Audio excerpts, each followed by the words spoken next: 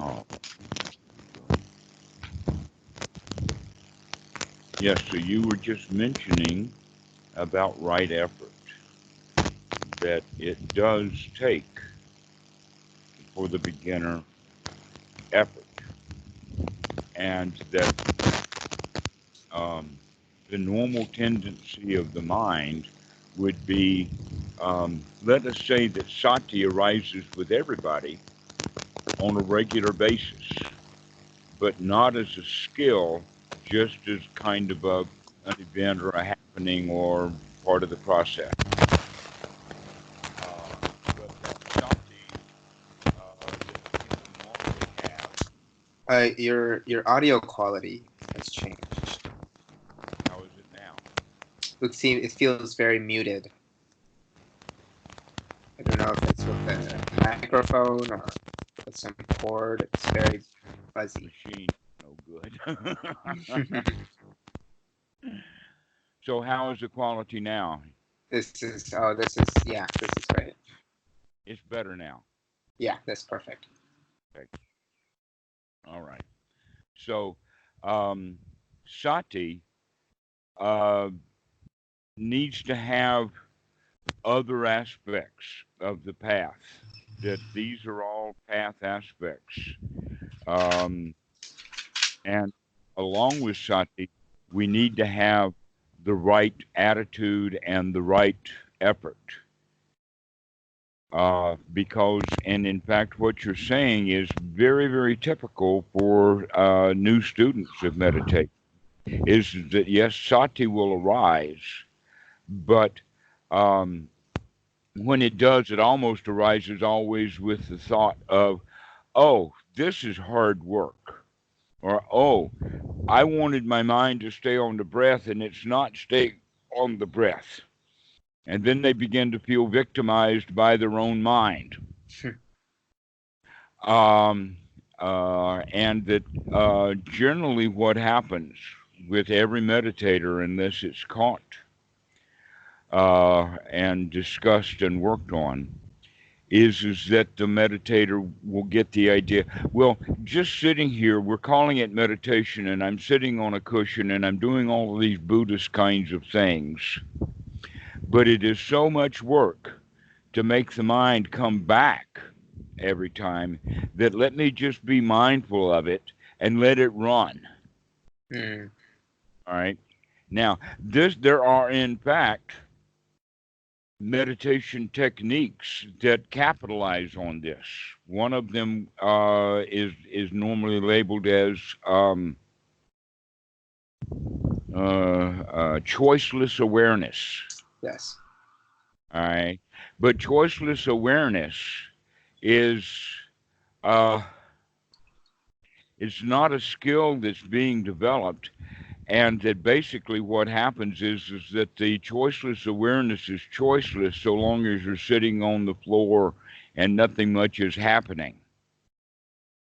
But that awareness doesn't matter, doesn't help very much because it's not developing any real skills, any powers, so that when things become more choiceful, then the choiceless awareness just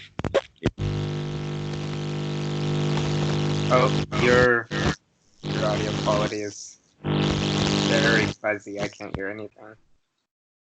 Oh, uh, and now it's good. I have, this laptop is a problem, but new laptop on the way. Cool. Anyway, I heard until uh, that choiceless awareness is sort of it works until you have a choiceful something. right, like an episode will happen, a problem will occur, and now we've lost our choiceless awareness. Okay, perhaps the leg will hurt or something. So we have to make sure that we're using all of the path aspects that we need. Okay, so part of the right effort is to gladden the mind in the sense of being pleased or gladdened that you can actually see the mind wandering away because that mind has been wandering all your life, and you've never paid much attention to it. That even when we read books, we normally don't read the book, or let us say a news article or whatever on the internet that we'll start reading, then we'll get an idea or a thought about what we're reading, and then the mind starts thinking about what it was thinking about while the eyes continue along the page, Mm-hmm. but you're not doing any more reading. Now that's normal, but when people will get down to the bottom of the page or down to the bottom of the paragraph or something like that, then they'll say, "Wait a minute, I didn't get that. Let me go back and reread it." So that's exactly what we're doing, sitting on the cushion, and that what we want to be able to do is read the sentence at a time, and every time you read a sentence, we know we've gotten that sentence. And when we get to the end of the paragraph, we know that thought within that paragraph, so that when we start the next paragraph, we know exactly what's going on, Mm. so that we're really paying attention to what we're reading.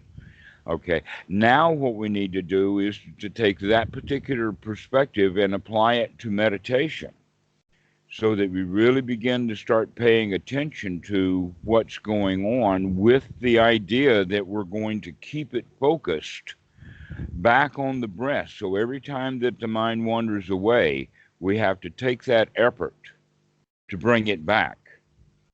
Now, if the um, my daughter likes Mr. Bean. Do you know Mm. Mr. Bean? I do. Okay. All right. Every time that something happens with Mr. Bean, he'll just do this really strange face, like, Yeah, yeah, yeah. all right. That kind of face that we have with Mr. Bean, though it's exaggerated because of the TV series quality of it. Basically, that's what happens with everybody. Every time when the mind wanders away, we have that little grrr, don't like it. And so, one of the ways of avoiding that is by practicing this way that's called choiceless awareness. But that doesn't give us the tools that we need. We don't develop the skill. So the skills that we need to develop is the skills that have to do with the change of attitude, because every little baby, every child in the world is born dependent upon their parents. No one springs out of the womb a fully blown up king with weapons and all of that. No, it starts off, so we start very tender, and that we need help and guidance. We can't feed ourselves, we can't clean ourselves, we can't dress ourselves, so we're always in a dependency position. And as we grow up older and older, we take on this position of being a victim who needs help. Well, naturally, religions, governments, and businesses are going to be there, Johnny on the spot, saying, "Yes, I will help you. You buy my car and you will be happy." Mm. Or you join my church and you do my rituals and then you will be happy.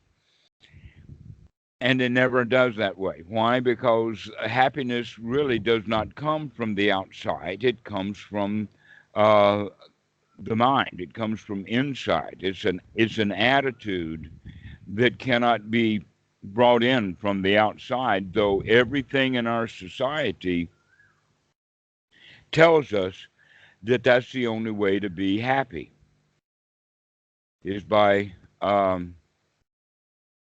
wanting something and then getting what we want. So there's hunger and then satisfaction because of the hunger being attended to, and that's the kind of happiness. But that happiness is actually quite dependent upon the getting of that which we want. But when we're wanting things that we don't have, the Buddha actually defines that as suffering, wanting things that we don't have and putting up with things that are difficult to put up with.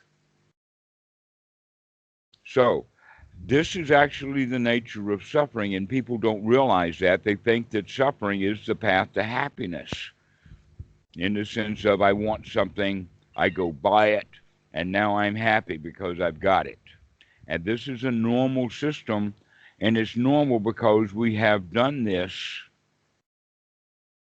possibly starting with food as infants, but our whole lives are spent upon mommy, mommy, mommy, I want this, I want that. And our happiness is dependent upon it. And even as children, we learn to play, um, let us say, games in the sense of expressing feelings larger than they actually are. Children will cry. An example of that would the child will cry when the cell phone battery is empty, and there's nothing anybody can do except get angry at the kid. Shut up, kid! We're tired of you crying over your cell phone battery. Okay, so this is how it gets started, and so we grow up and live a life of dissatisfaction that we're not um, ever trained to be happy and secure, safe, comfortable. No, it's always that those things will happen if you go out and do something. All right. So everything about the teaching of the Buddha is upside down because we're not going outside to get what we want, we're going inside to get what we want. And the big thing about it is that if we want things on the outside, then we're going to have to go through a time period that may last a very long time of wanting and not having it. So now we're in a state of suffering, wanting and not having, wanting and not having, wanting and not having. And then when we get what we want, it's a relief. Mhm. But that happiness is not really um, it's not long lasting. And the way that we got that happiness was built upon a path or procedure or habit that we had, so that even if, say, a person gains a lot of money, he's already in the habit of getting a lot of money. So the only thing he knows to do is continue to get more money, thinking that his happiness is going to be, because he feels a little bit happy when he's got this money. So let me work really hard so I can get some more money. Mhm. And then we start to cheat people. Start taking opportunities, et cetera, like that. And we wind up with a lot of money, but not much happiness. But we Yeah. still have the idea that I'll go get more money and then I'll be happy. But people never get happy. Now, here's the thing that happens with that pyramid, that hierarchy. If anybody ever makes it to the top, even though he's up here saying, "Yay, I'm the king of the world. Yeah, I'm on top," 5 or 6 or 10 people have already got their hands on his ankles and his legs, and they're pulling him back down because they want to be on top too. And Mhm. so it's always constantly a struggle. This struggling that we're talking about is what we need to bring to a rest.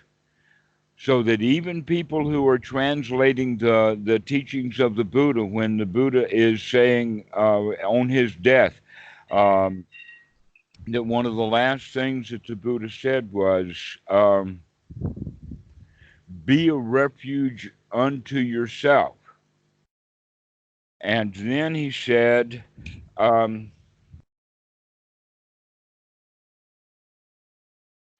um, the word is translated wrongly, to strive diligently.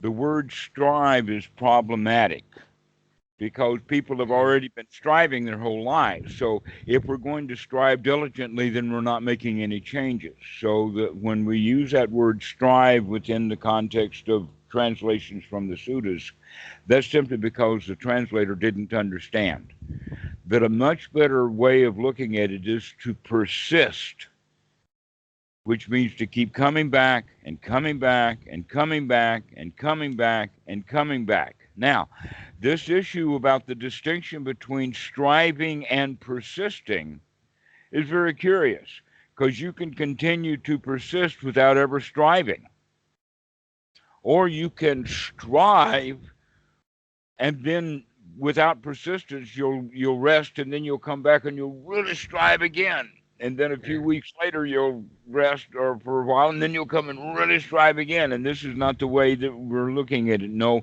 what we want is persistence, but the persistence is not striving, it's not work like that. That this is a wrong understanding of the concept of noble right effort. So noble right effort is actually, uh, let us say, should be thought of as, especially as it grows in skill, as one's right effort matures, it actually becomes energetic. Things that happen automatically. Uh, is kind of like a new habit that's being formed. So that if you can persistently come back to the breath and come back to the breath and come back to the breath, then over time, coming back to the breath will be easy, and staying on the breath will be easy because you've developed the right effort. The right effort is always easy effort, but it's persistent. Persistent. Come back. Keep coming back and coming back. Well, when do we come back? We come back every time we remember to come back. So now we're working with sati and right effort together. All right. So the next part of it is that um, people don't realize this. They think that when I say throw something out of the mind, that would be impossible to do. And in fact, in the way that they're thinking about it, it is. But we can also see that it is quite easy to change what is in the mind, throw out what was in the mind, and come to something that's new in the mind. But basically, what it is that the new thing just happens, and it fills the mind, and whatever was in the mind gets lost. It's thrown out. Now that happens all the time. Let's say that you're just sitting on a bus and you're reading a book and you're really into reading the book. And then the guy comes by and he says, "Oh, can I sit down beside you?" And he wants to crawl over you. You immediately stop reading the book and start paying attention to what's happening in the here now with that guy trying to crawl all over you, getting to the bus seat beside you. All right. And then you can go back to the reading. But here's what we're talking about is that sometimes people can get so absorbed in the book that even though somebody's trying to crawl over them, they won't come out of the book so that they can see what's going on and assist the person, right? That's possible for us to get so stuck on something that it's hard to move it off the mind. But that's kind of rare, especially if our intention is to start working with the mind in a very conscious way, um, intentional. We can also use the word wise. And we're using the word wise here in the sense of right noble view. That if we have the view that it is better when I see the mind wandering away from the breath to bring it back to the breath. So now with the right view or the right understanding of what this practice is, then those three things still are working together: the right view and sati, right remembrance, and right effort. In the process of that, we also bring this fourth item in, and that is right attitude, to start changing our attitude. And that attitude is almost always starting from the position of being a victim. In this case, we're a victim of the mind that's wandered away. And so the reality of the situation is that sati is occurring, and that's something new. The mind wandering away, it's been wandering away for your whole life. That's nothing new. That's normal. And yet beginning meditators, when they see the normal condition of the mind, they don't like it at all. They don't like the fact that it's just out there wandering around. Um, So we need to start training the mind, and we train it with this Eightfold Noble Path of the Buddha. We're actually practicing the whole path, but it doesn't look like that we're practicing right speech and right action until we realize, oh, yes, you are. If you're sitting down on the floor with your eyes closed, your hands folded, and sitting still, your morality is perfect. Mm-hmm. It is perfection itself because in that particular moment, you're not molesting anybody, you're not taking anything, you're not killing anything, you're not doing any of the things that would be considered a violation of morality. So, in that regard, we've already got it. But those things are really easy now. Later, they will become more of an issue. But in the beginning practice, we set we set a situation so that our morality is very easy to take care of. And now all we have to do is to start dealing with the wandering mind. People don't like this wandering mind. And so that's why it's easy for them to fall into a technique like choiceless awareness, or another way that they say is, oh, well, this is really nice just to sit here and let the mind go on. And meanwhile, I'm meditating 30 Mm-hmm. minutes today and 45 minutes tomorrow, and look at all of this long list of time that I put in. I put in 1,000 hours of meditation. My, what a good boy am I. The answer is if you haven't been training the mind, if you have not been developing the skill of sati, if you haven't been developing the skill of right effort, if you haven't been changing your attitude and building on your right view, then you're not going to be getting any value out of it. But many people think that, oh, if I meditate long enough, then eventually I'll get some benefit. That's a very, very common idea. Okay, I've Mm-hmm. been a meditator for 25 years now, they'll write in their little book. Yeah. And yet, how long somebody's been doing something has nothing to do with it if they've been doing it incorrectly. In fact, you could almost go to say that, oh, well, maybe you need to spend the next 25 years undoing what you did for the last 25 years so that then you can start practicing properly. Mm-hmm. Luckily, that doesn't happen so much. We don't have so much undo as to create a new habit. The new habit.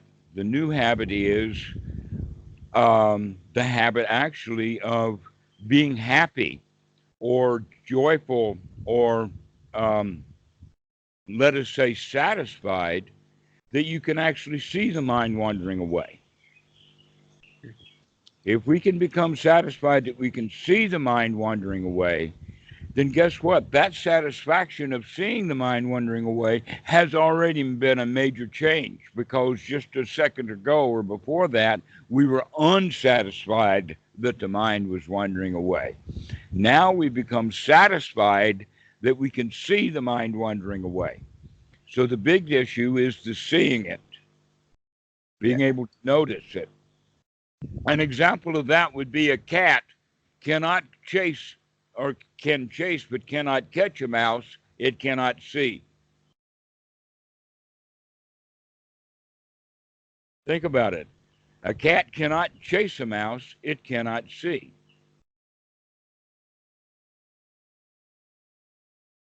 Mm. Okay.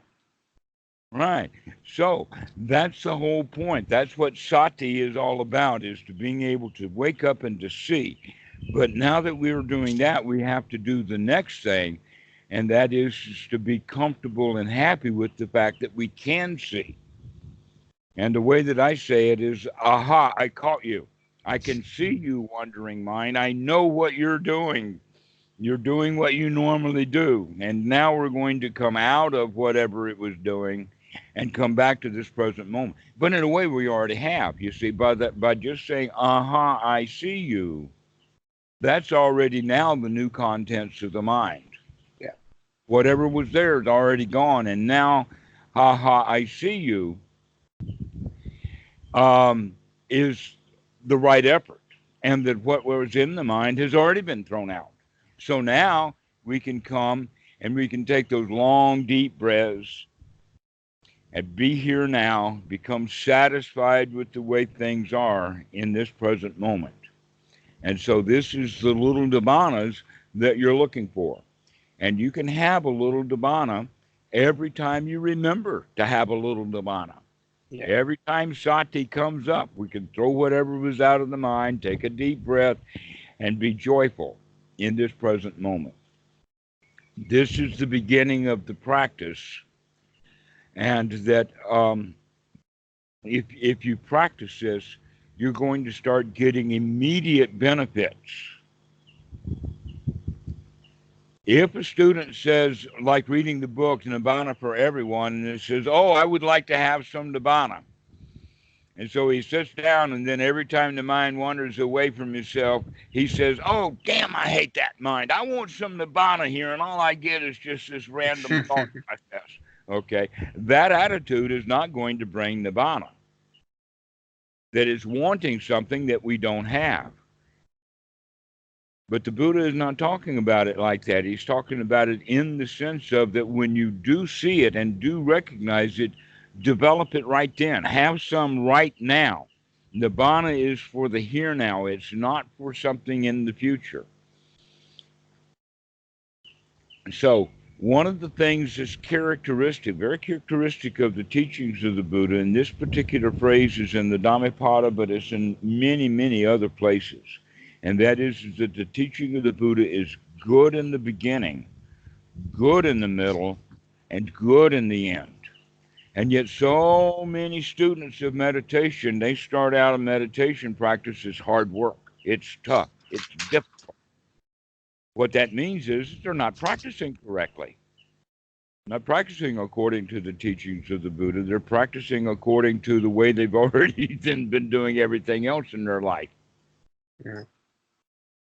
And so we want to look at it from the idea of easy persistence rather than striving to get something. Because every time that you're persistent, you get a benefit. In fact, that's the way that we train dogs. If we're going to give a dog a new trick or task to do, then every time that the dog does the right thing, we give it a little bit of a reward. Professional trainers will use a nugget of food, but the real way to treat the dog is by loving it, giving it lots and lots of affection, telling him doing a good boy when he's doing the thing, okay? But in both cases, it's a reward. And so you need to start that way for the training of your own mind, just like we would train a dog, is by giving it constant rewards. Reward yourself often. That reward would be, aha, I caught you. That reward.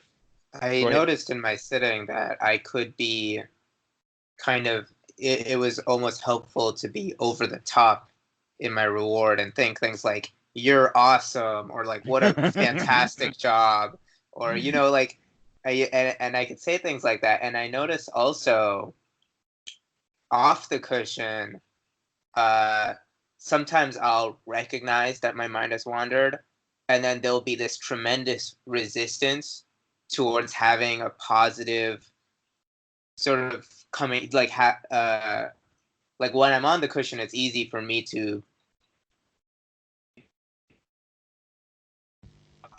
reward. Sometimes off the cushion, it seemed like a burden to come up with such a positive reward.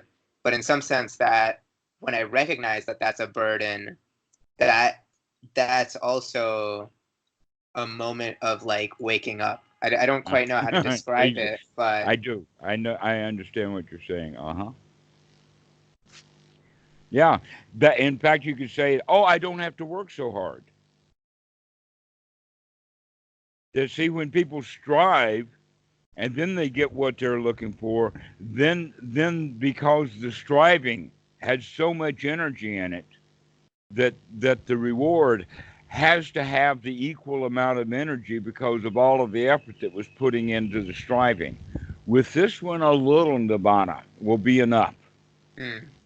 And let the nibbanas themselves grow in both time period and intensity all on their own. Your mere job is to bring the mind out of where it was and come back to the breath in a satisfied, happy way.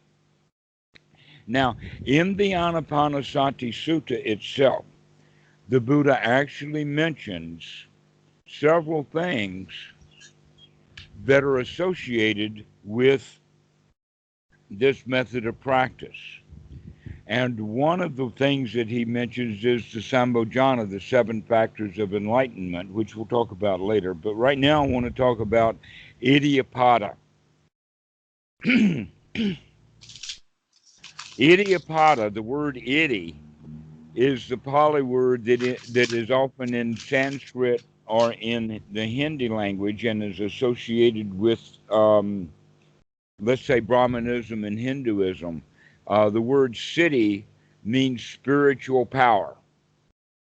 The kind of spiritual powers that they talk about that are magical powers, that are either very difficult or impossible to develop, or to develop the skills of these powers. Things like diving in and swimming in the earth, walking on water, walking through mountains, walking through walls, flying through the air. These are the kinds of things that we're talking about that are magical powers that are considered siddhi.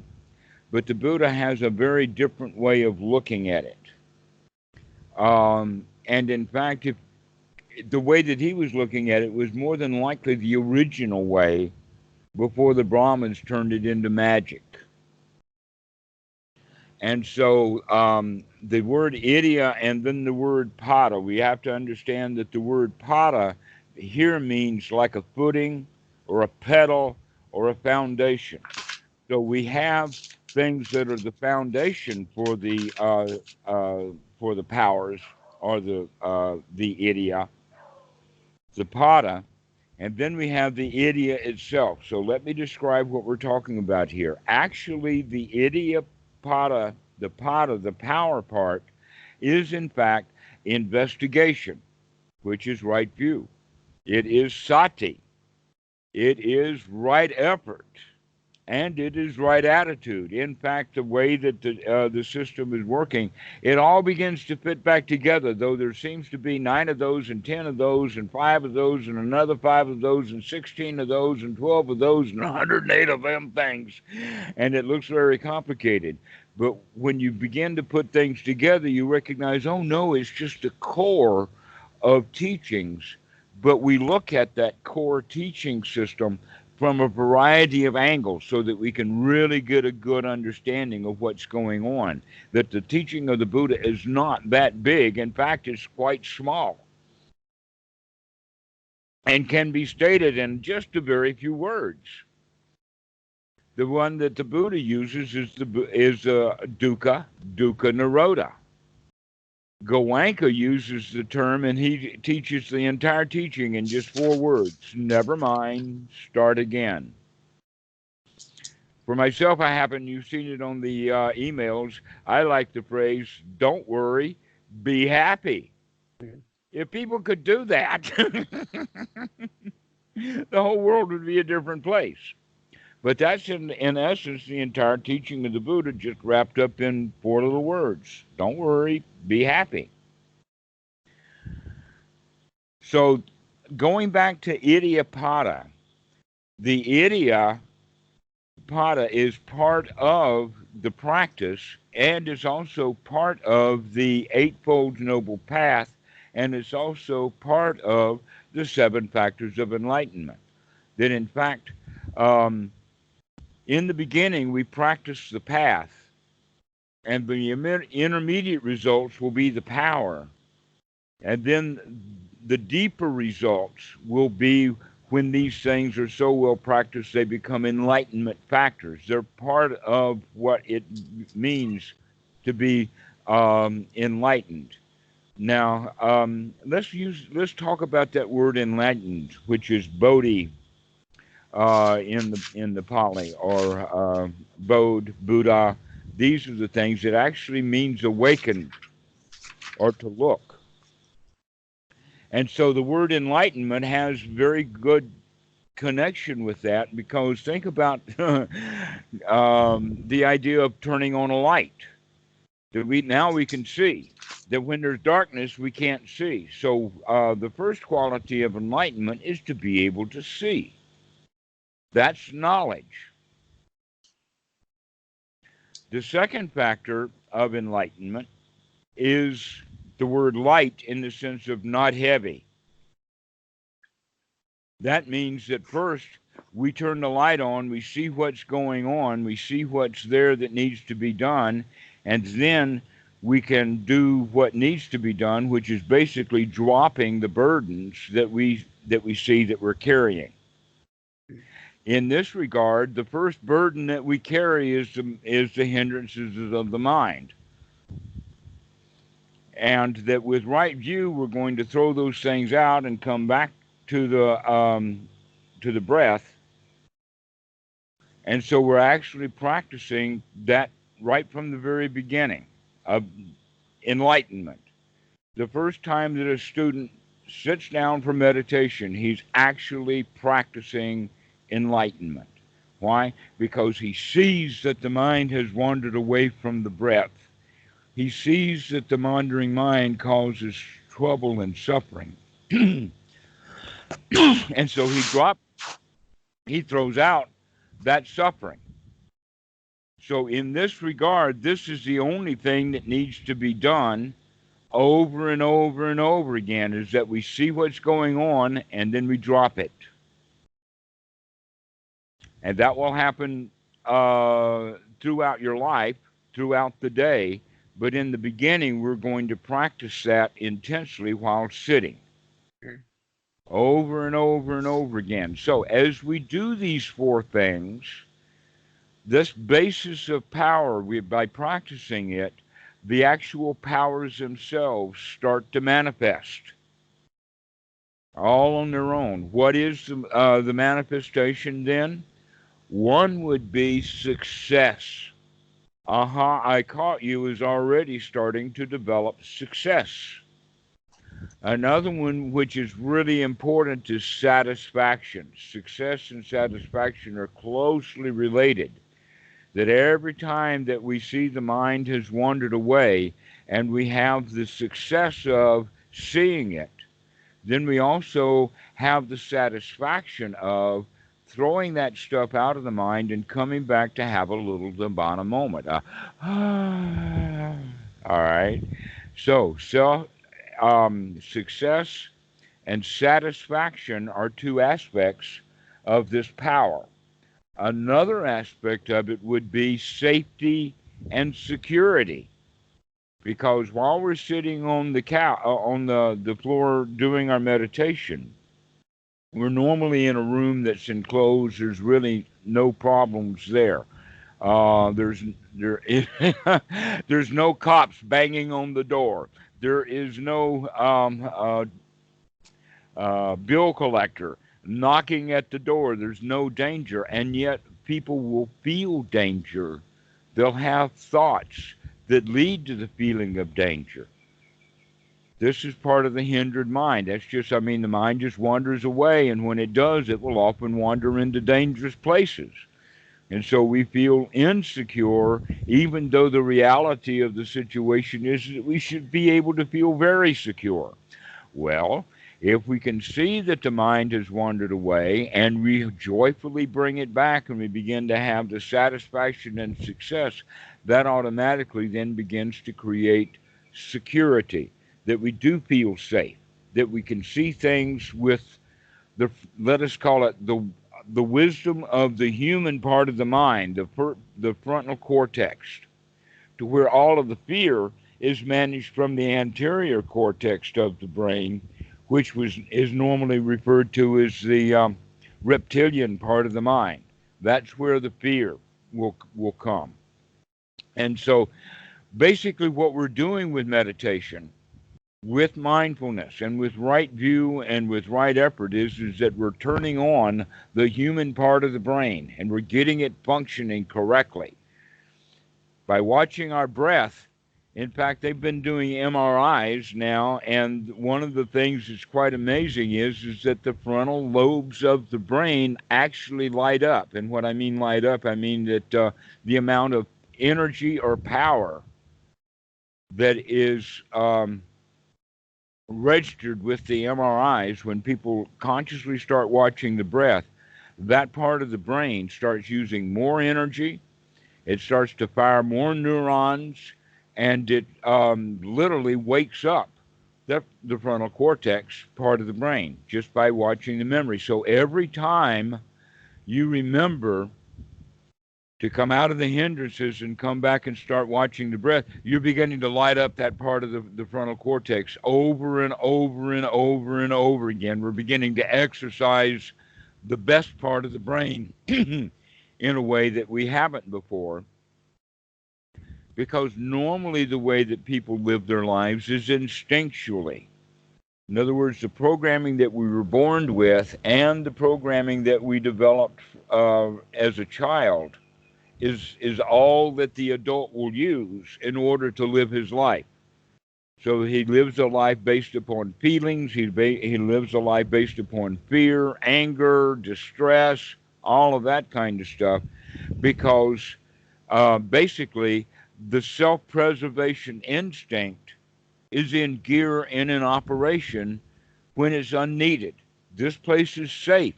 Why does the self-preservation mechanism have work to do here? The answer is it doesn't, but it's just in the habit of being owned too much of the time.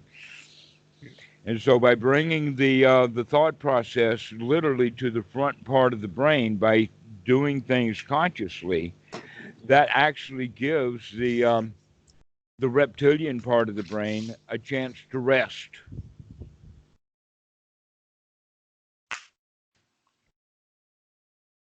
So we, through this, with the frontal cortex, start to develop these power, the power of success, the power of satisfaction, the power of security and safety. And another one that I will add, all of those words, by the way, start with the letter S, but this one doesn't. And this one is the one that I will call contentment. Well, contentment is very much like satisfaction. And so we become contented with this process of bringing the mind back and bringing the mind back and bringing the mind back. In fact, this contentment or this satisfaction, when it reaches fruit, it brings us to the state of equanimity or the state of relaxation, a state of contentedness or peacefulness. And so these are actual skills, secondary skills, but skills nevertheless that begin to get built up so that you get into the habit of feeling secure. You get into the habit of feeling safe. You get into the habit of feeling satisfied. You get into the habit of feeling successful. And there's one more that I'll add to that list, also a word that doesn't start with S. And this is actually a skill to be developed. And that is the feeling of wealth. Not just safe, not just secure, not just satisfied, not just content, but doing it wealthy, in a wealthy way. And one of the ways of develop, and by the way, this wealthiness that we're talking about is 100% a mental attitude and has nothing to do with money. That in fact, many people who have lots and lots of money do not feel wealthy. They feel stingy. They feel selfish. Mm-hmm. And in that regard, then, developing the feeling of wealthiness, developing it as if, in tandem with the feeling of success and satisfaction. As we grow in satisfaction, as we grow in success, we begin to feel wealthy with it. And so one of the things that is good that Buddhism teaches is the quality of generosity, to be generous with other people, to be generous to the monks, to be generous with each other, and that what generosity actually does is that it manufactures a mental skill of feeling wealthy. Because whenever you give, let us say, a beggar, you give him a quarter or give him a dollar, the normal way of thinking is that, oh, if I give him this dollar, then I will not have this dollar. For him to gain, I have to lose. That's not a feeling of wealth. The feeling of wealth is I've got an extra dollar I don't need. Mm, I've got plenty of money. yes. And so I can donate this dollar to this guy and he can be happy and so can I. And both together of us can develop gratitude and gratefulness and generosity together. And I've got a number of students that are practicing this, and soon we will start to practice that. But think about it for yourself and start looking at ways to be generous with other people. So, because you can, through that generosity, develop this power of feeling wealthy. And very few people have that feeling of wealthiness. Yeah. Yeah, this reminds me of, I've heard these phrases. I think they're like psychology terms, but they're abundance mentality versus like scarcity mentality. Exactly. Mm-hmm. As it reminds me of that. And I've also noticed if I'm in a conversation in a social setting, and especially if it's with somebody who I don't know, sometimes I have this feeling of like, oh, I'm having to put in effort and put in my sort of mental resources to have this conversation with that person. And Mm-hmm. it's very much like a scarcity mentality of, oh, I'm gonna run out of energy to socialize with. Um, Some people have the thought running out of things to say. So when the other person is talking, they have to get ready to talk themselves. mhm. And so we wind up not listening to what the It's other just, person's yeah, saying because we're trying to get our own thoughts in edgewise or whatever. Right. And so the feeling of generosity then will be that is that I have the time to actually listen to someone, to hear what they have to say and that I'll yeah, listen, knowing that that normally the way that people talk is that it's a build up. Like all of the action of a novel will happen basically on the last page of the novel. Everything else is a build up to that. Well, we talk like that too. So if a person has three things to say, number one and number two are a build up to number three, and me, the audience, is listening, and I hear that step number two, I'll start thinking about step number two and my answer to step number two. And I've actually lost then step number three altogether. I don't even know what the guy was intending to talk about. So I'm going to start changing the topic and talk mm, about something else. All right. So this is the way that when we feel scarce or that we feel like that we've got to get our talk in, rather than having the feeling of wealth, the feeling of satisfaction, that I can just sit here and listen to what the guy has to say, take it in, and maybe by doing so, I'll have better advice than if I try to jump in on something. And so learning to listen, that's in fact listening is a skill that is kind of developed all on its own. When people start to pay attention to their own mind, now when we're, uh, let us say, out in the world, this is one of the really, really good practices, and I've got quite a number of them that I'm going to share with you. But right now, from the very beginning or get go, because you've already been talking about your daily practice, whenever you're talking to another person and they're talking, be sure to listen to what they're saying. Because when another person is talking, that's here now. To listen to what somebody is saying requires us to be in the here now. to think of something else we want to say is going back into the past or into the future. So listening is a skill that is developed by being here now.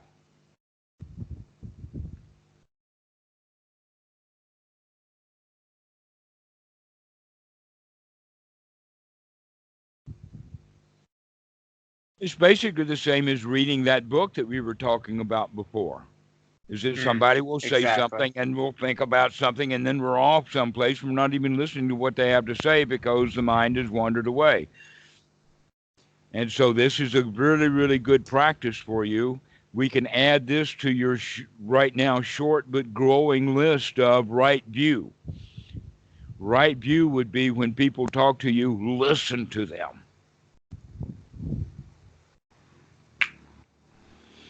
And we'll add some more things to the list a little later, but I'll add that one right away because it happens all day long for many people. And so there are many little things, but in the beginning, what we want to do is get that good, solid sitting practice so that we're constantly watching the breath, knowing that as soon as the mind wanders away from the breath, how long then is it going to take us before we recognize that the mind has wandered away? In the beginning of meditation, students may catch the mind wandering away 5 or 6 times during their hour per sitting hour. And then after they get skilled at it, they see the mind is wandering away 10 or 15 or 20 times. Well, actually, what that means is that the skill of sati is improving, though it appears that it's getting bad because we think, oh, the mind has wandered away, and it's only wandered away in the beginning 3, 4, 5, 6 times. No, it wandered away and was gone, and we didn't know it. And for long periods of time, 5, 10 minutes, the mind is wandering and we don't even know it. But as we gain skill, it'll only wander away 1 minute and then we'll catch it. And so that means that now we're catching the mind wandering away 10 times as often as we used to. Use that as a yippee-ki-yo-ki-yay. Yeah, we're getting it. Yeah, we're getting it. The more times I can catch the mind wandering away, the better. And yet the normal human being with our normal training is, oh, watching the mind, I see it 3 or 4 times in the beginning. Now the mind is wandering away 20, 30 times. Oh, this is not getting any better. It's getting worse. No, it's actually getting better. Why? Because it's sati is what's being improved. The mind wandering away is just what the mind does all the time. But now we're catching it more often and more often and more often and more often. And so we bring it back. And every time that we bring it back, we change our attitude, we change we're developing effort, and we're improving right understanding or right view. And also we're preparing for something, and that preparation is for a deep investigation. And that deep investigation needs to be done just like a deep reading of a book or deep listening to someone. That normally if we start the investigation of the mind very quickly, it'll just want to run into hindrances. So first we need to get the mind fit for work, fit to read a book, fit to listen to someone, so that we can then be fit to do the right investigation. And what are we going to investigate? Dukkha, dukkha nirodha. That's what we're going to investigate, the Eightfold Noble Path. We're going to investigate what the Buddha really is on about, but in order to get the mind ready to see the Dhamma, we need to practice this sati, this skill development. So in fact, people are beginning to practice the Eightfold Noble Path before they even recognize what the Eightfold Noble Path is. But as we get the Four Noble Truths, we understand how these path factors of right sati, right effort, right attitude, and right view work together to build up these powers, this siddhi, this satisfaction, this security. These feelings then are the factors that we will use to do the investigation. So this whole quality then of learning to do the investigation itself winds up then becoming a skill to be developed. Well, part of the quality of an investigation is, let us say it this way, an investigation is not a conclusion. An investigation is an investigation. You could call it an ongoing investigation. And the more ongoing the investigation, the more that you're going to see. But if we ever bring the investigation to a close and have a conclusion, then we think that we're okay, but things are going to change and our conclusions are going to become wrong. We need to continue to investigate, to go deeper and deeper and deeper, because there will be plateaus or places which are good rest points. But what that means then is that as you're resting, but still practicing correctly, you're going to now see new things that you want to deal with. An example of that would be feelings. In the beginning, we work directly with the mind and the body and the mind's objects, but in the beginning, we don't really deal very much with Vedana, which is the fourth aspect of it. We do in a way, because if you're gladdening the mind, that will already start to influence our feelings to start to feel good about things rather than the normal habit of feeling bad about things. But later in the practice, when our sati gets really, really good and we start investigating dukkha and we really get into the second noble truth, that's when we really begin to investigate the nature of feelings, because our feelings is what causes suffering, ignorant feelings. The second noble truth, you probably know that. What is the second noble truth? That dukkha, first noble truth is that there is dukkha. Mm-hmm. Second noble truth is that there is an end to dukkha. No, that's the third noble truth. The So second one is the cause of suffering, which is tanha. Well, the three, the way that is introduced to, let us say, Asian children is with the phrase moha, lobha, dosa. Moha, lobha, dosa. What that means is, you can see, in fact, the word lust built into lobha. Lobha means wanting things, especially wanting things we don't have. So actually, the Buddha has now defined suffering as wanting things we don't have. The other one would be considered ill will, but it doesn't have to be ill will for a person. It can be an ill will for an idea. It can be an ill will for a sensation. It can be anything, but basically what it is that it's uncomfortable. We don't like it. But it's a feeling of not liking it. Now, if we do not know these feelings, and most people don't, they will get out of hand. The feelings themselves are very, very slight. There's the feeling of I like it and the feeling of I don't like it. But if we do not know those feelings, in other words, there's ignorance also mixed in with it, then liking will blow up into I like it, therefore I want it. It will also blow up from I like it into therefore it must be good. To where on the other side, if I don't like it, that means that I want to move away from it, or I want to destroy it, or I want to stop it somehow because I don't like it. It's difficult to endure, difficult to put up with. But again, if we recognize that, oh, I just don't like it, then we're good. That's wise.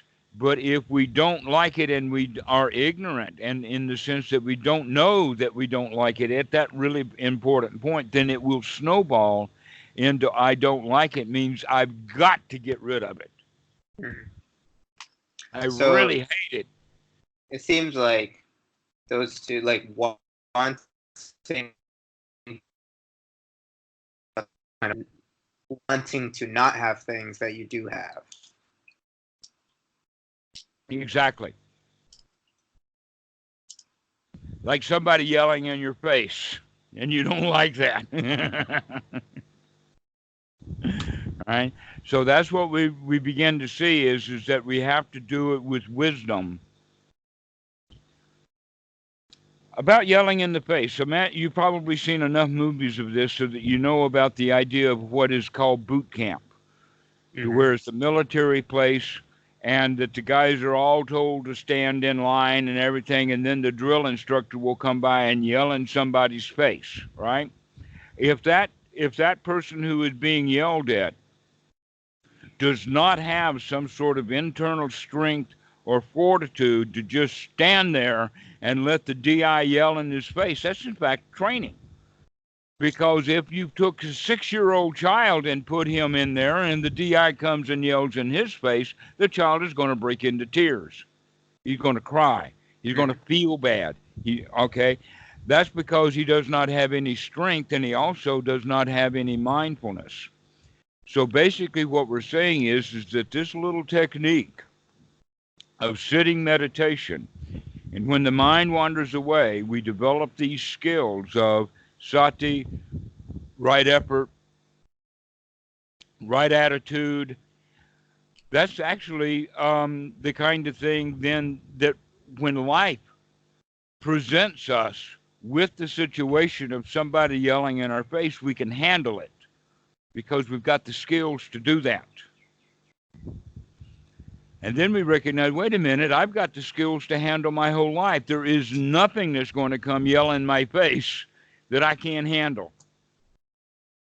Hmm. I was actually in a situation just a couple weeks ago where I think I said something that I think was just misinterpreted, and somebody, just complete stranger on the street, was started yelling at me, and certainly I stood there calm for much longer than I thought I would be able to. And then at some point, they continued yelling. Just something in my head, brain went into panic mode, and I just immediately kind of left the situation. Okay, that's an excellent one. You've got your own example of what I'm talking about here. So your sati lasted for a while, and then you lost it. Yeah, and I think it had something to do with kind of digging into the content of what they were saying, instead of just recognizing, oh, I had been misinterpreted, I haven't done anything wrong, I can just stand here, it's a public space. I started getting into like, oh, I have to, they think this, I have to, make them think actually this is what, and I got caught Uh-huh. up in that train. That, yeah. You could go so far as to even call it self-preservation. Exactly, yeah. Right. That so, as long as there was no real danger, but as soon as he said something and then you said, "Oh, I've got to protect myself." All right? That's when it got bad. Hmm. Because that's when the instinctual nature came in and said, "Wait a minute, this is dangerous. We've got to protect ourselves here."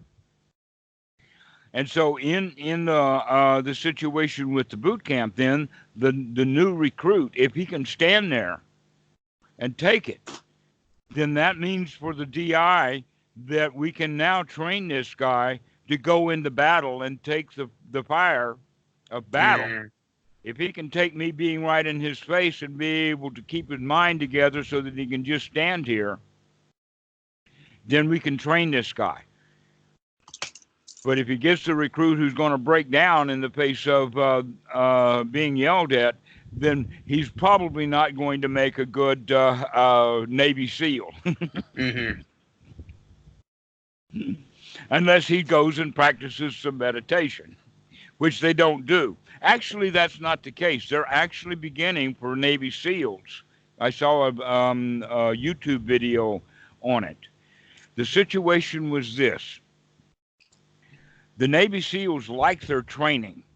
The people who run the Navy SEALs, the group who did this study, they like it because the outcome of the training is that it gives them good Navy SEALs that can do the job.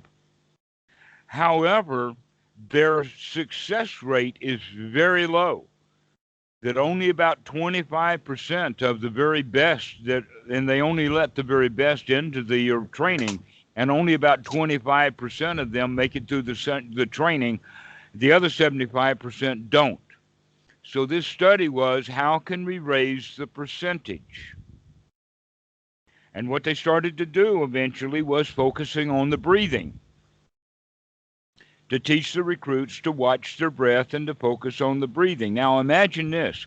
Imagine that you're new in the training of it, and they've got you out in the swamp. It's daybreak. It's cold, and you're standing up to your neck in cold, icy swamp water with your gun above your head.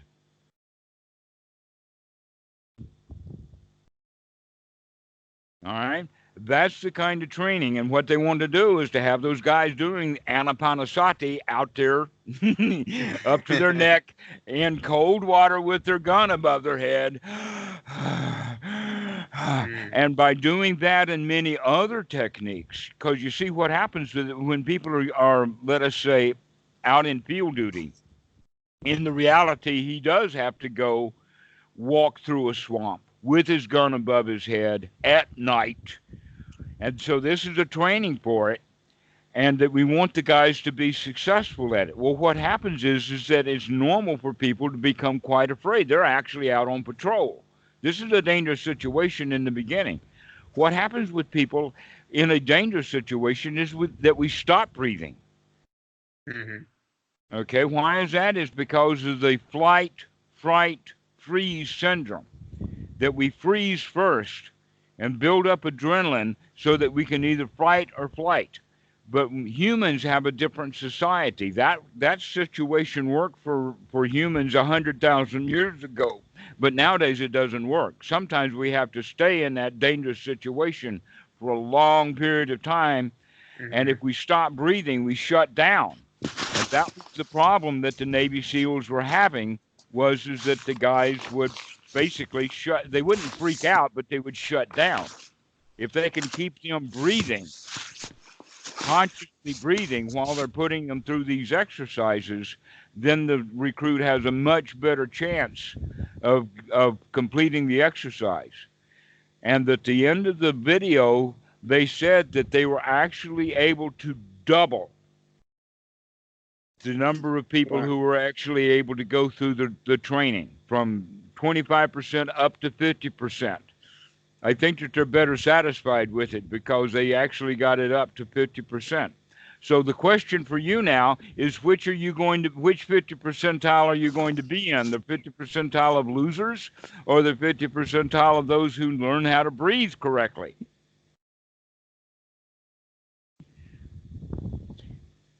It's quite amazing. And by the way, I don't know of many sports that do not incorporate breathing. I also know that a lot of music, I mean, there's wind instruments all over the place, singing, many different skills that humans have that require us to learn how to control our breath. But a lot of people have no such training. So imagine a sniper. Part of snipers' training, they don't have to get the mind really concentrated and focused for long periods of time, but they do need to have the mind clear, solid, and focused when they're taking the shot. Mm-hmm. And so that's why breathing techniques is used even for snipers. But a big place that you'll find it is Zen and the Art of Archery, where the Zen archers in Japan from the old days, they've incorporated breathing for the drawing of the bow and the letting of the arrow, and all of that kind of stuff is very breathing oriented. But any martial arts is going to be that way. In fact, in the training that I went through for a short time, called Goju Rai, one of the things is to use deep breath in the sense like this.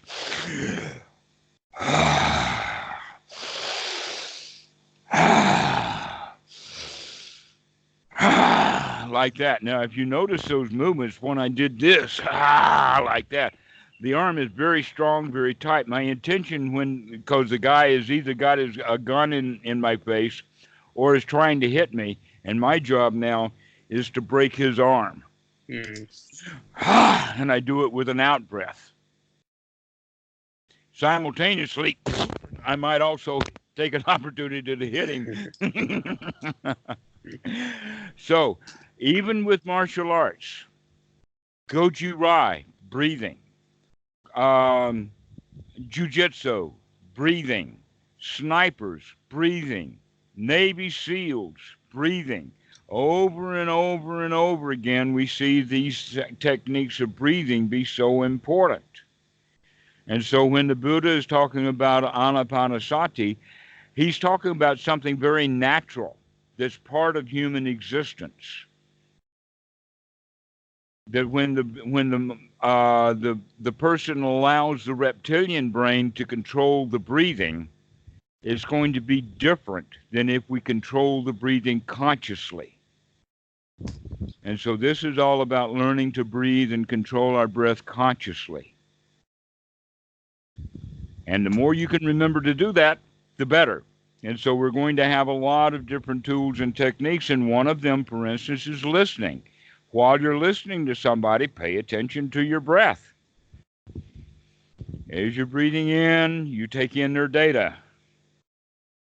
Like that.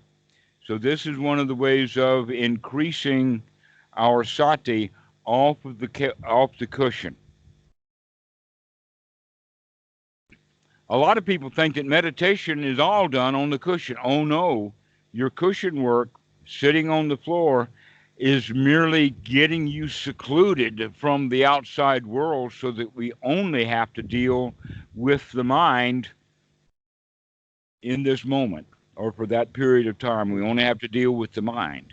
But when you get up off the couch or off the cushion and you go out into the world, now we have two major catastrophes happening simultaneously.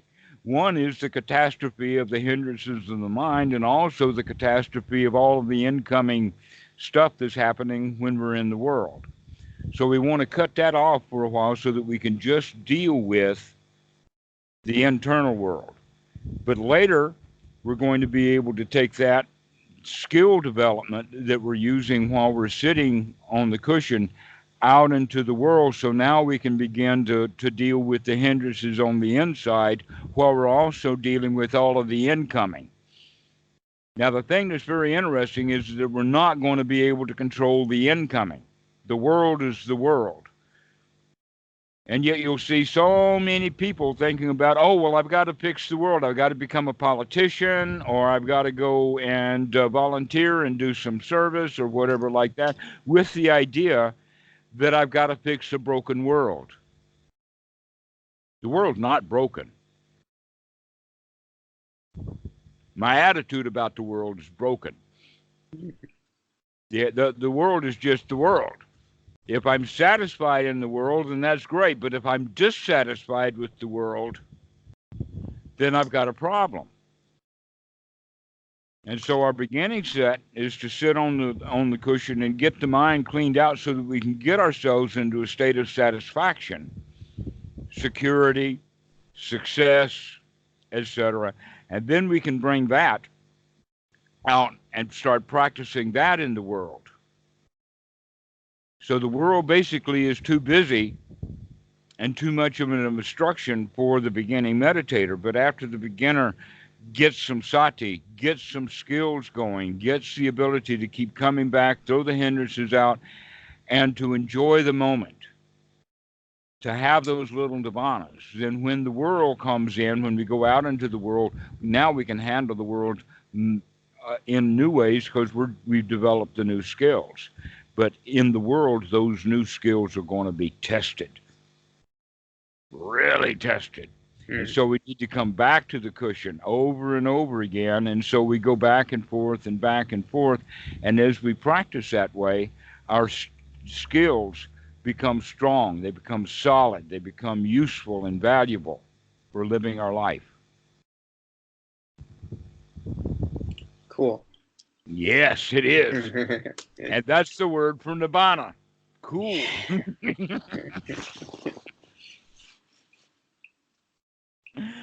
All right. Do you have any questions about this? Um,